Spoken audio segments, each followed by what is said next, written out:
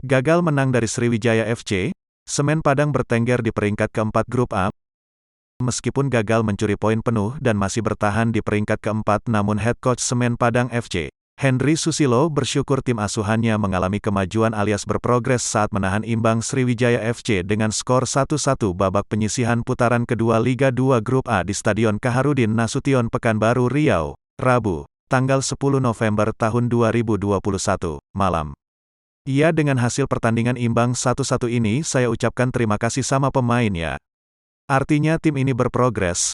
Terlepas masih ada kesalahan-kesalahan individu akan jadi PR kita untuk sisa laga ini, ungkap kepala pelatih Semen Padang FC yang baru, Henry Susilo bersama salah seorang pemainnya, Aulia Hidayat pada preskon usai pertandingan, Rabu, tanggal 10 November tahun 2021, malam.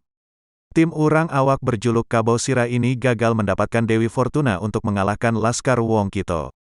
Namun pria kelahiran Bukit Tinggi, Sumbar, tanggal 11 Desember tahun 1964 yang pernah menjadi asisten pelatih Sriwijaya FC ogah mengomentari soal keputusan wasit soal hadiah tendangan penalti maupun cuaca hujan membuat kondisi lapangan makin memperburuk lapangan pertandingan.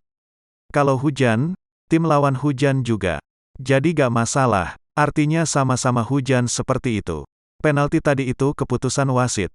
Saya gak ada komentar. Terima kasih, terang Henry yang juga pernah melatih PSPS tahun-tahun 2017 sampai tahun 2018.